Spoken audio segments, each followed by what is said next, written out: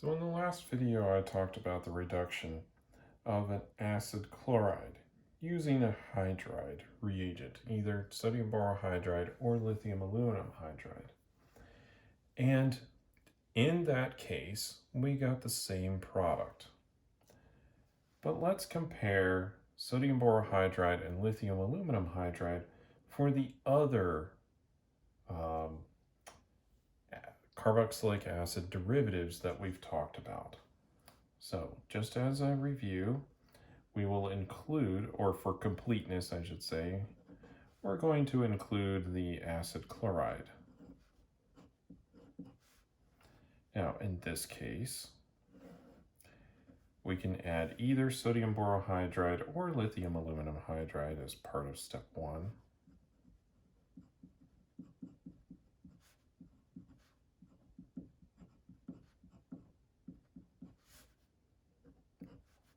Step 2, acid workup.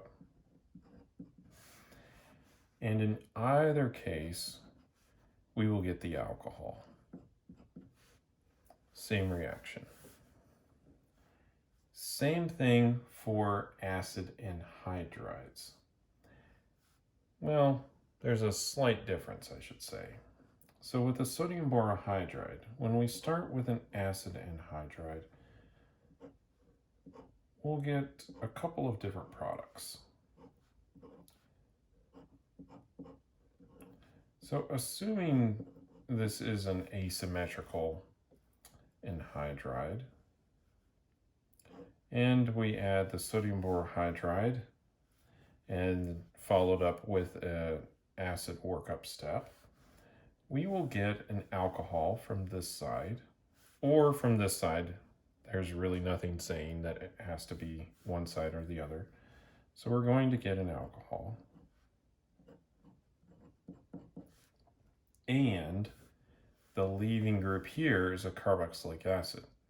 Now, sodium borohydride is not capable of reducing a carboxylic acid. Lithium aluminum hydride is. So the reactions are going to be a little bit different in this case. They are still both capable of reducing an acid anhydride, at least some, but lithium aluminum hydride will do it a little bit more.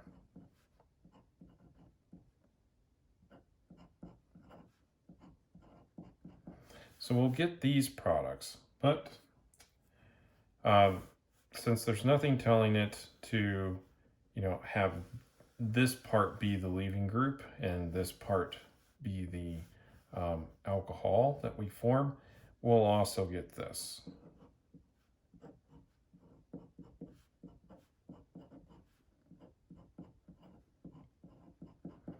So you'll want to keep that in mind if you're doing this under sodium borohydride conditions and you have an asymmetrical acid anhydride. You'll get a mixture of alcohols and a mixture of carboxylic acids. Now, if you conduct the same reaction except using lithium aluminum hydride, so acid anhydride,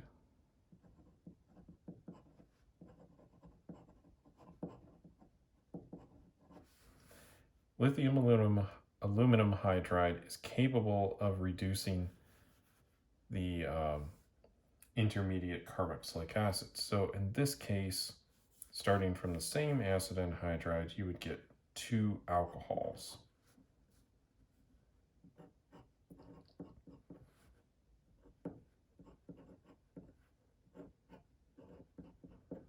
Now, if this was symmetrical, you would simply just form 2 equivalents of that alcohol.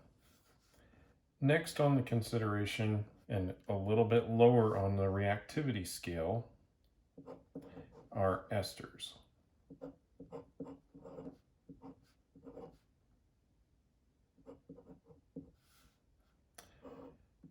Now, this reaction, if you're using sodium borohydride, is going to be a slow one. And that can be to our advantage.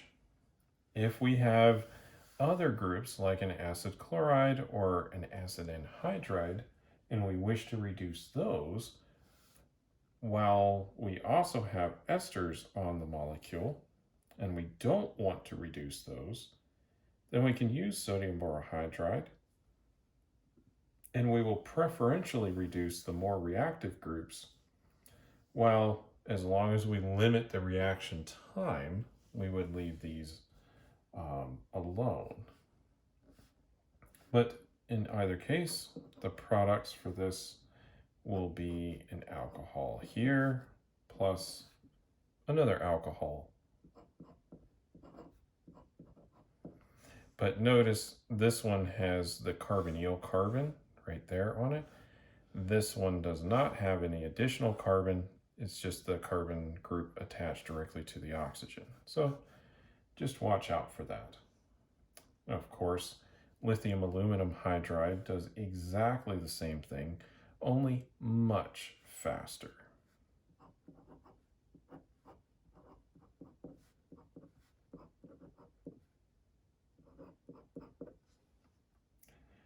Now, if we try to move on down to a carboxylic acid, which is much less reactive than an ester,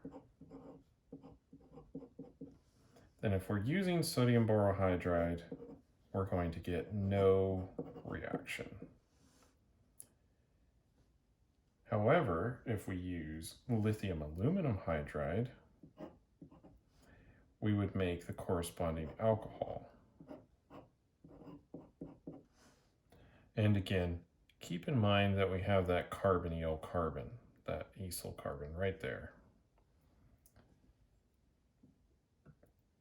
One more to consider is amides. And of course, if carboxylic acids did not react with sodium borohydride, amides certainly will not.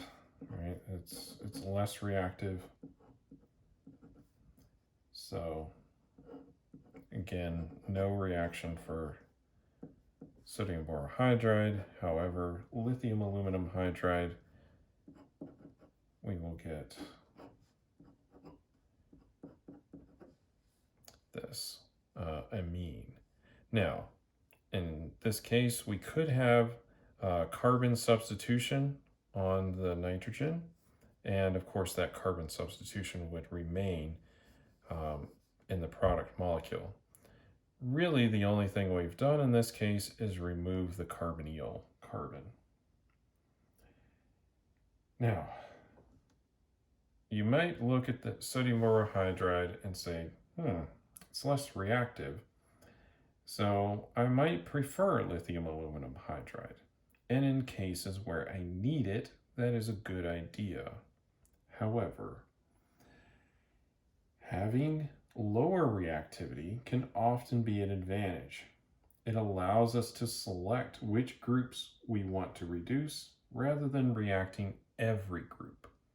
So, in the case that I had a carboxylic acid or an amide or even an ester on the molecule, and I added, say I had a acid anhydride or an acid chloride there as well, and I wish to reduce either of these groups, I could use sodium borohydride to do that reduction of these, generate the products here, the alcohols that I would like, while leaving these groups untouched.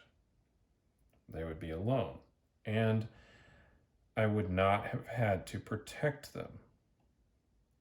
And that may be difficult to selectively protect one group versus another. A lot of those protection steps would protect everything in this list. Whereas if I chose to use lithium aluminum hydride, then every last one of these groups discussed will be reduced. And if I did not want that to happen, well, too bad. Lithium aluminum hydride will do it. So that's a comparison between sodium borohydride and lithium aluminum hydride. And you may recall that we talked about hydrogenation, like catalytic hydrogenation, and we mentioned in there that it's just not really an option for carboxylic acids and amides. And I hinted in there that lithium aluminum hydride does a much better job of that at much milder conditions. And so here is the mention of that process.